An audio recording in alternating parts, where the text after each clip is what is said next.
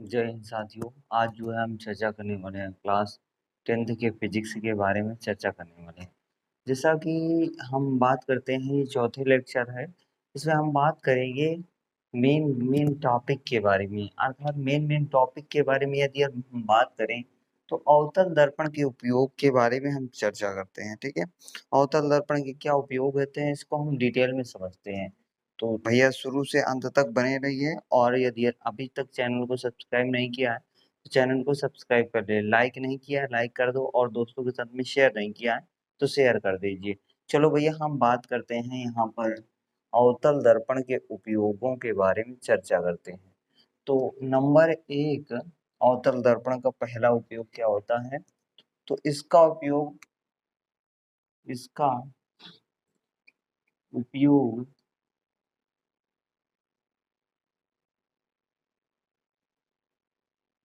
Barber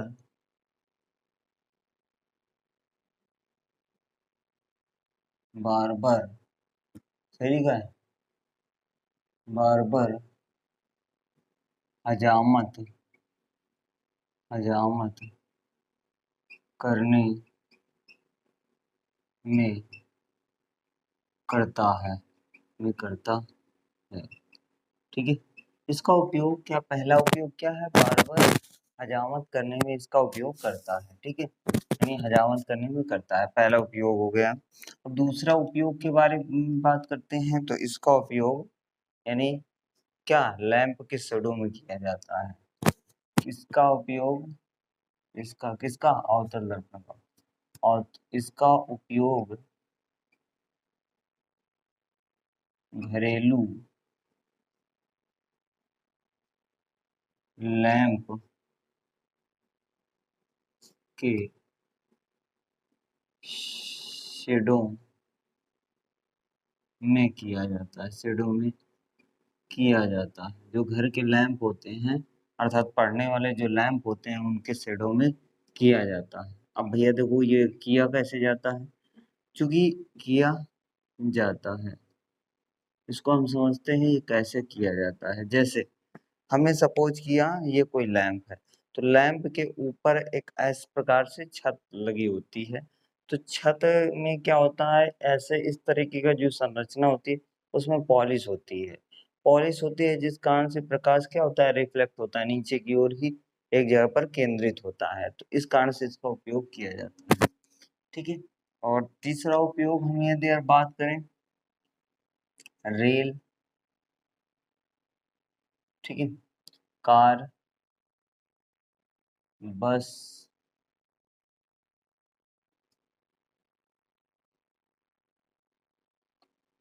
अन्य वाहनों अन्य वाहनों के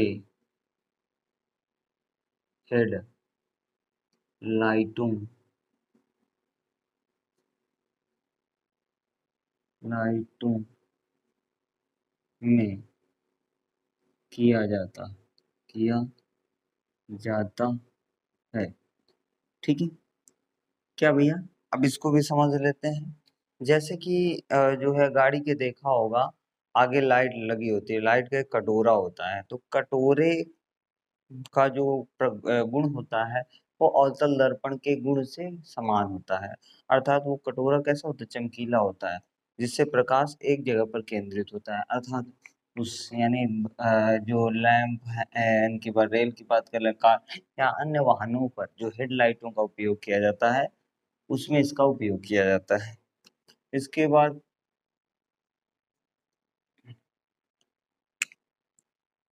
इसका उपयोग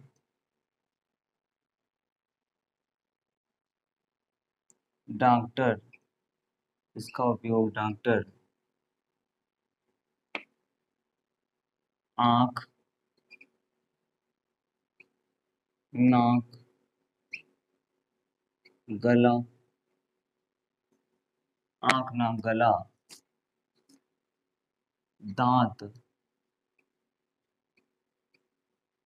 आदि के निरीक्षण में किया जाता है। आदि के निरीक्षण में निरीक्षण में किया जाता है, में किया जाता है, किया जाता है।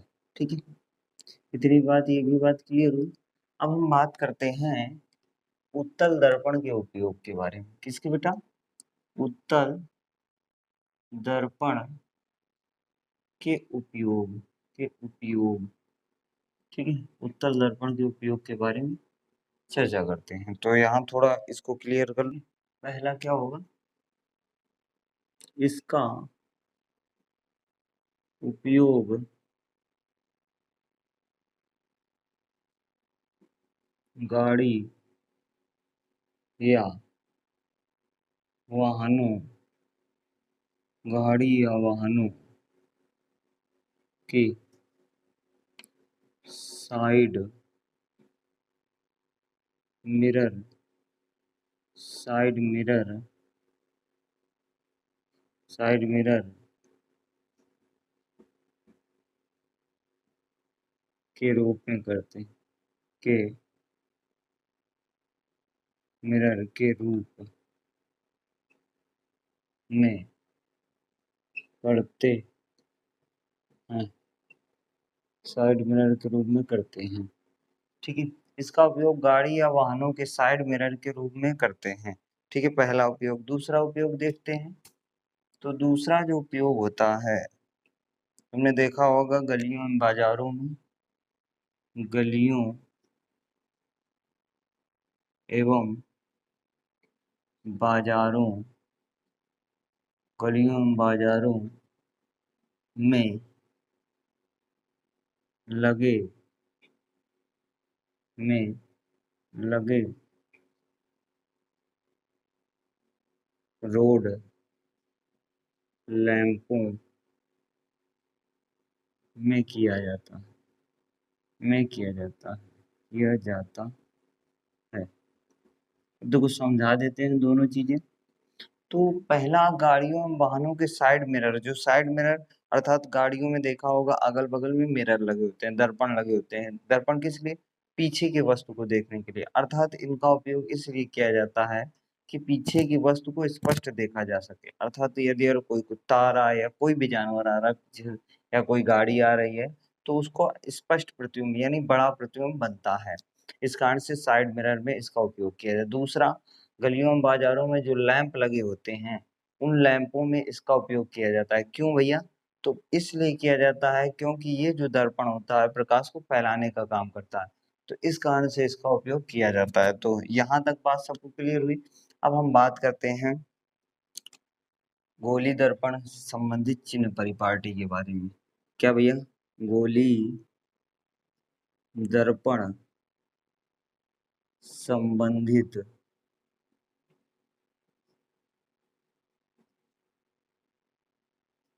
संबंधित चिन्ह परिपाटी, परिपाटी के बारे में चर्चा कर देते हैं। ठीक है, तो बेटा थोड़ा समझना ध्यान से, इसके बाद में हम बाद में बात को लिखाएंगे। ठीक है, तो हमें पहले मेन चीज समझना है। ठीक है,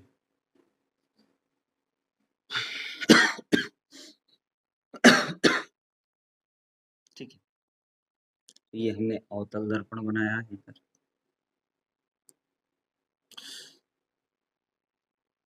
और ये हमने उत्तल दर्पण बनाया है। समझना दोनों चीजों में। अब देखो, यहाँ से ये कोई वस्तु यहाँ पर रखी होगी, और यहाँ से हमने इसका ये केंद्र बिंदु P है। ठीक है, ये तो आगे नहीं जाएगा।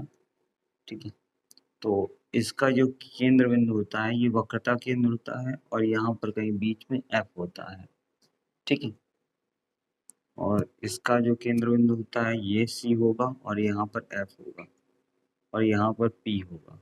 ठीक है, अब देखो ध्यान देना, आपतित किरण की दिशा में, आपतित किरण जानते हो बेटा? आपतित किरण जिधर से प्रकाश की किरण डाली जाती है उसे आपतित किरण की दिशा में क्या वो लिखेंगे यहाँ पर? आपतित किरण की दिशा, आपतित किरण की दिशा। और इसे भी आपतित किरण की दिशा, आपतित किरण की दिशा, आपतित किरण की दिशा, ठीक है। ये भी क्या होगी, आपतित किरण की दिशा, आपतित किरण की दिशा, ठीक है। और ये क्या होगा, आपतित किरण की दिशा, आपतित किरण की दिशा, आपतित किरण की दिशा, ठीक है। और इसके बाद यदि अगर हम बात करें ये वाली दिशा, तो ये आपतित किरण की विपरीत दिशा कहलाएगी। आपतित, समझा देंगे बात, आपतित किरण की विपरीत, विपरीत दिशा, अब बार बार नहीं लिखेंगे, ठीक है। ये विपरीत दिशा होगी, क्या होगी, विपरीत, ठीक है, आपतित किरण की। ये क्या होगी, ये भी विपरीत दिशा होगी, समझना शॉर्ट शॉर्ट में, ये भी विपरीत दिशा होगी, विपरीत दिशा, ठीक है।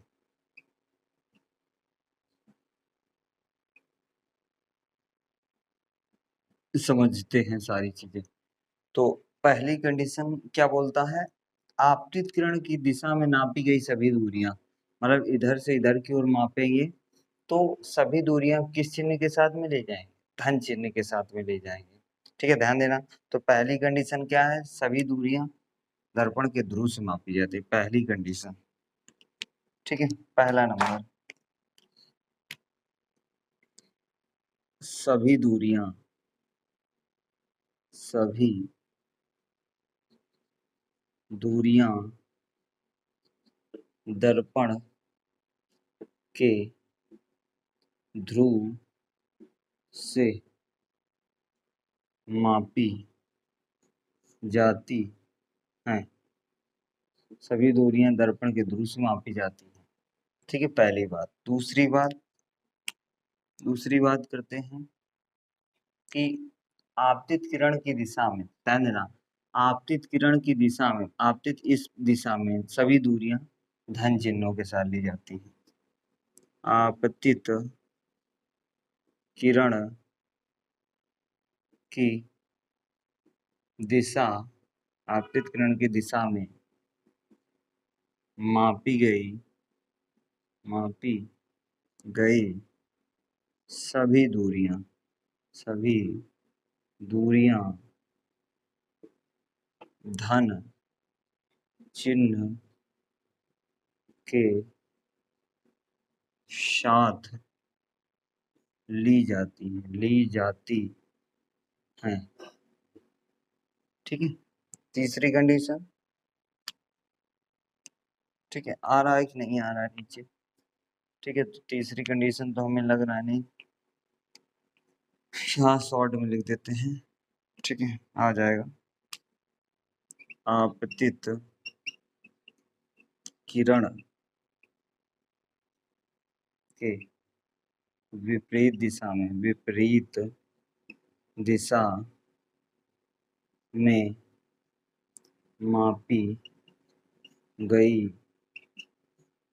मापी गई सभी दूरियां ऋण चिन्ह के साथ ली जाती हैं, ठीक है।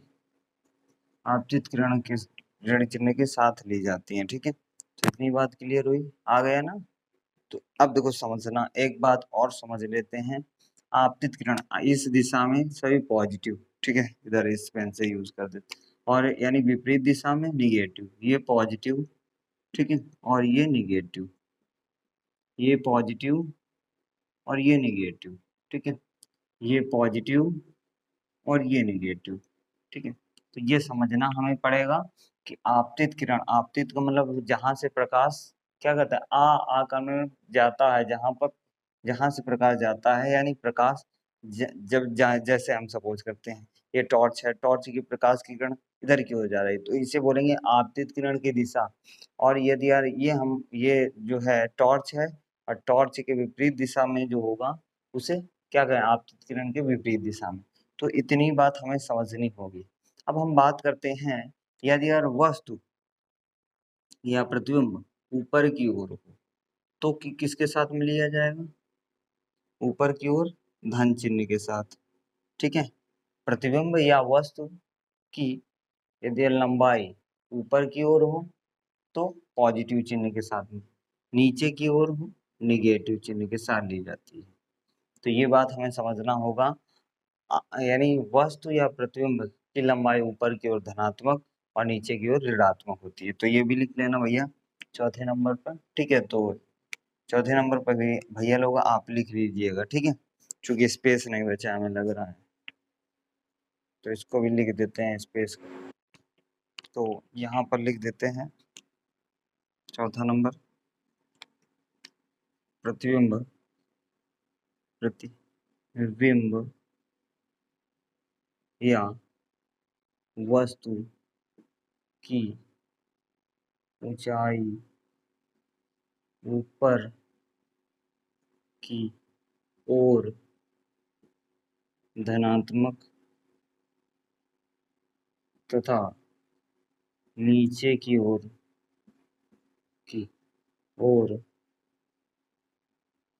ऋणात्मक होती है, ऋणात्मक होती है। ठीक है, तो यहाँ तक स्क्रीनशॉट ले लो सभी लोग। ठीक है, स्क्रीनशॉट ले लो। आगे देखते हैं। ठीक है, आगे हम देखते हैं अवतल दर्पण की फोकस दूरी का सूत्र, अथवा 1/f बराबर 1/, ठीक है, स्मॉल f रहेगा, 1/f बराबर 1/u प्लस 1/v को हमें सत्यापित करना है। ठीक है, तो हम सबसे पहले हम बात कर लेते हैं चित्र। ठीक है, तो चित्र बना लेते हैं सबसे पहले।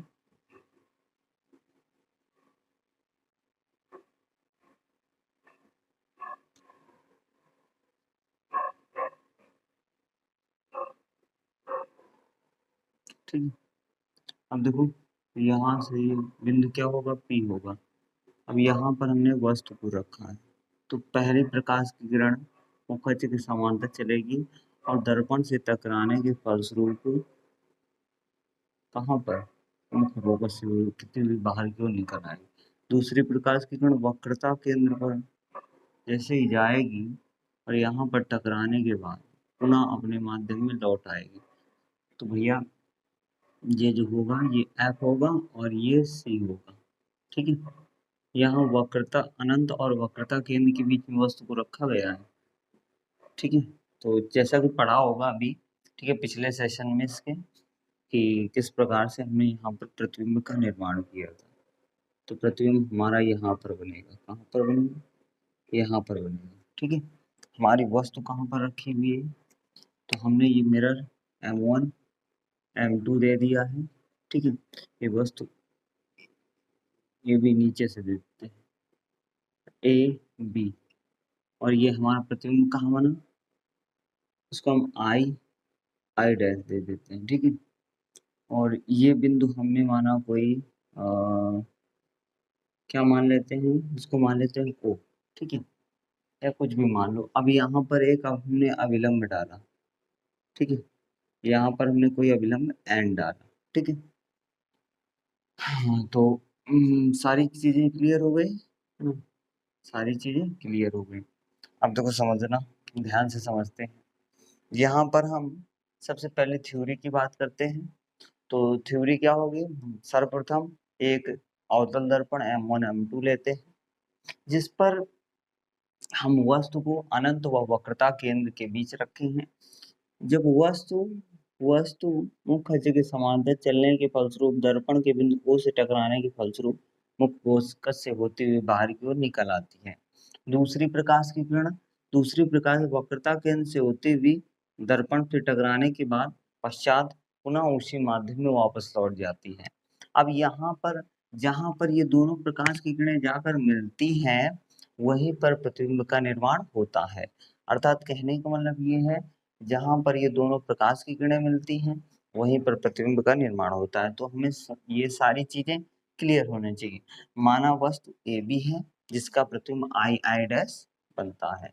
मस्त ऐसे वस्तु रखी हुई है तो इसका प्रतिबिंब कैसे होना, उल्टा बना है। ठीक है, तो ये हमें समझना है। तो अब बेटा हमें दो त्रिभुज दिखाई दे रहे हैं, कौन कौन सा, ये वाला त्रिभुज और नहीं नहीं नहीं ये वाला त्रिभुज। ठीक है, ये एक दूसरे के समांतर है। तो यहाँ पर लिख देते हैं कि त्रिभुज ए बी सी तथा त्रिभुज आई, ठीक है ऐसा करते हैं, हाँ आई आई डैश सी क्या है, समरूप, समरूप है, समरूप है। अब समरूपता की प्रमेय क्या होती है, तो समरूपता की प्रमेय या तो हम दो भुजाओं को बराबर कर दें, कोण को बराबर कर दें तब समरूप होगा, या तो हम तीनों कोणों को बराबर कर दें तब समरूप होगा, या तो तीनों भुजाओं को बराबर कर दें तब समरूप होगा। अर्थात हम एक कोण को बराबर कर लेते हैं। ठीक है, तो यहाँ पर हम भुजाओं की पहले बात कर लेते हैं। कोण तो हमने ऑलरेडी लिख दिया है यहाँ पर, ये कोण बराबर है। ठीक है, अब हम बात करते हैं ये वाली भुजा जो होगी वो इस वाली भुजा के बराबर होगी। अर्थात ए बी जो होगा वो किसके, आई आई डैश के बराबर होगा। अर्थात इसके बराबर में कितना होता है, 1 होता है। हम दो दो भुजा को बराबर करेंगे। ठीक है, इक्वल टू, अब दूसरी भुजा को बराबर करूँ तो ये जो ए सी है ये आई सी के बराबर है। इसके ए सी आई सी के बराबर है। किसके, आई सी के बराबर है। समीकरण 1 दे देते हैं। अब हम दूसरा त्रिभुज देखते हैं। तो दूसरा त्रिभुज है ओ एन एफ, त्रिभुज आई आई डैश एफ। ठीक है, ध्यान देना। तो त्रिभुज क्या होगा, एन ओ एफ तथा त्रिभुज, त्रिभुज क्या है, आई आई डैश एफ क्या है, समरूप है, समरूप त्रिभुज है, समरूप त्रिभुज है ऐसे लिख देते हैं, समरूप त्रिभुज है। ठीक है, अब समरूपता के प्रमेय बताया ही है। हम दो भुजाओं को बराबर कर लेते हैं, कोण तो बराबर ऑलरेडी हमने लिख दिया है। तो भैया ध्यान देना, ये वाली जो भुजा होगी वो इस वाली भुजा के बराबर होगी। अर्थात एन ओ जो होगा वो आई आई डैश के बराबर होगा। क्या, एन ओ जो होगा वो आई आई आई डैश के बराबर होगा। बराबर दूसरी भुजा बराबर कर लेते हैं। जो एन एफ होगा, एन एफ वो आई एफ के बराबर होगा। तो एन एफ आई एफ के बराबर होगा। ठीक है, एन एफ किसके बराबर होगा, आई एफ के बराबर होगा। अब देखो ध्यान देना बेटा, यहाँ पर जो ये मान है एन, इसका मान एन, तो ये जो एन है ध्यान देना, एन ओ ये वाला जो है ये इसके बराबर नहीं है। अर्थात एन ओ वस्तु के बराबर नहीं है ए बी के। तो हम लिख देते हैं यहाँ पर ए बी बटे आई आई डैश बराबर N F upon I F. इसको डाल देते हैं समीकरण सेकेंड।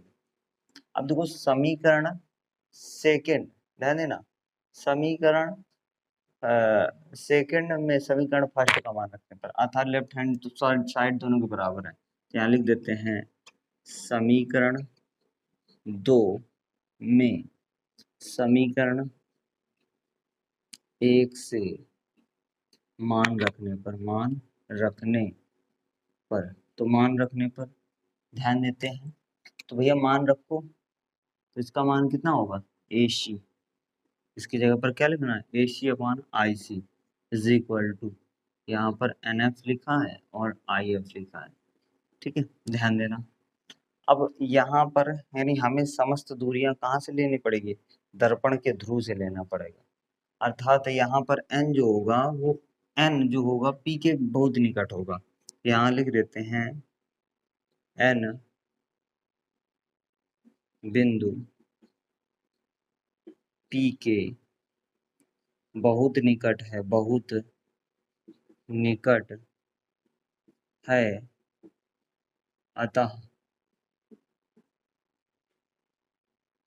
अतः एन एफ बराबर टी एफ रख देते हैं भैया। A C upon I C is equal to T F upon I F. अब देखो ध्यान देना, ए सी समस्त दूरियां, अभी हमने बताया था चिन्ह परिपाटी में समस्त दूरियां दर्पण के ध्रुव से मापी जाती है, तो दर्पण का ध्रुव ये है। अब यहाँ से यदि यार हम देखें कितना ए सी कहाँ पर है, तो भैया ए सी ये वाला है। हमें दूरियां कहाँ से मापनी है, दर्पण के ध्रुव से। यदि यार हम इसे क्या P A minus P C लिख दे तो क्या इतनी दूरी, ध्यान देना, P A minus P C लिख दें तो क्या हमारी इतनी दूरी नहीं निकल आएगी। समझना बिल्कुल ध्यान से, यदि यहाँ से P कॉमन ले लें तो A माइनस सी नहीं निकलेगा। यानी ये कहने का मतलब है कि दोनों के बीच की दूरी दर्पण के ध्रुव से मापनी थी, तो हमने दर्पण के ध्रुव से मापी है। अर्थात हमें AC कह रहा है निकालने के लिए, तो हम यदि PA माइनस PC कर दे तो इतनी दूरी निकल आएगी। अर्थात यहाँ पर क्या लिख सकते हैं इसके स्थान पर, PA माइनस PC। IC को क्या लिख सकते हैं, ध्यान देना, ये है I और ये है C। यदि यार इसको हमें क्या बताया है कि सभी दूरियां दर्पण के ध्रुव से ही मापी जाएंगी, तो इसे हम PC माइनस पी आई लिख दें तो कोई दिक्कत। PC माइनस, चूंकि आई सी पूछा है ना, आई सी तो पूछा है, तो यदि PC माइनस पी आई लिख दें कोई दिक्कत, तो यहाँ पर लिख देते हैं PC minus P I equal to, ये तो दर्पण के ध्रुव से है, इसको कोई दिक्कत नहीं। आई एफ देखो, आई एफ कहाँ से है, ये यहाँ से, यदि P I minus P F लिख दे तो कोई दिक्कत। अरे बेटा समझ लो, बात को समझो जरा, हम क्या कर रहे हैं, आई एफ निकालना है, तो यदि यार हम इसे P I minus P F लिख दें तो क्या इतनी दूरी नहीं निकल आएगी, तो यहाँ क्या हो जाएगी, P I minus P F. ठीक, इतनी बात क्या। अब देखो इसकी चिन्ह परिपाटी लेते हैं, तो हमने बताया था यहाँ ये वस्तु तक की दूरी, दर्पण के ध्रुव से वस्तु तक की दूरी। अब विपरीत दिशा में, आपतित किरण की विपरीत दिशा में सभी दूरियां ऋण चिन्हों के साथ में दे देते हैं, माइनस का योग। और यहाँ वक्रता केंद्र से ध्रुव तक की दूरी को किससे डिनोट करेंगे, तो वक्रता त्रिज्या बोलते हैं, तो वक्रता त्रिज्या को हम किससे डिनोट करते हैं, आर से। अब यहाँ पर ये जो प्रतिबिंब है, प्रतिबिंब से इसकी दूरी किससे डिनोट करेंगे, तो इसकी दूरी प्रतिबिंब, ठीक है, माइनस वी से डिनोट करेंगे, किससे, माइनस वी से डिनोट करेंगे। और यहाँ से यहाँ तक की दूरी को माइनस एफ से डिनोट करेंगे, किससे, यहाँ से यहाँ तक की दूरी माइनस एफ से डिनोट करते हैं। ठीक है, सही है ना, दिखाई दे रहा है, ठीक है, माइनस एफ से। अब सभी की चिन्ह परिपाटी रख देते हैं। सबसे पहले हम क्या करते हैं, कह रहा है यहाँ पर ए की वैल्यू कितनी है, पी से ए तक की दूरी कितनी है, पी से ए तक की दूरी कितनी है, तो u है। तो यहाँ पर पी ए की जगह पर हम क्या यूज कर सकते हैं, पी ए की जगह पर, ठीक है, पी ए की जगह पर माइनस का u minus P, P C, P से सी तक की दूरी माइनस का r अपान पी सी की जगह पर पी से सी तक की दूरी, पी सी सही, पी से सी तक की दूरी माइनस का r माइनस पी आई, पी से आई तक की दूरी माइनस का v, माइनस का v इक्वल टू पी से एफ तक की दूरी माइनस का F upon P I, P से आई, पी से आई तक की दूरी माइनस का वी से, माइनस का वी से, माइनस पी एफ, पी से एफ तक की दूरी माइनस का एफ। ठीक है, अब गुणा करा देते हैं, तो माइनस का U minus plus R, minus का आर प्लस का वी माइनस प्लस वी बराबर minus F minus V plus F. ठीक है, अब चूंकि एक फार्मूला बताया बेटा, क्या, चूंकि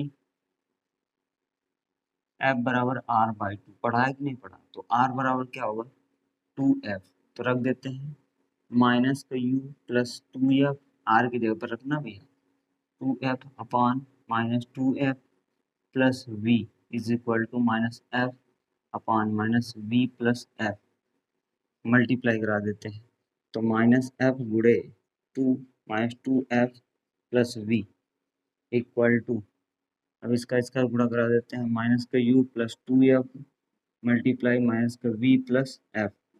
ठीक है, तो यहाँ पर f का अंदर गुणा कराओ तो माइनस प्लस 2f स्क्वायर हो जाएगा, इसका गुणा कराते हैं तो माइनस का fv हो जाएगा बराबर u का, इसके साथ माइनस प्लस का हो जाएगा, प्लस का uv हो जाएगा, माइनस का u का गुणा f के साथ में माइनस fu हो जाएगा, 2 का गुणा इसके साथ में तो माइनस 2fv हो जाएगा, इसका गुणा तो प्लस का 2f स्क्वायर हो जाएगा।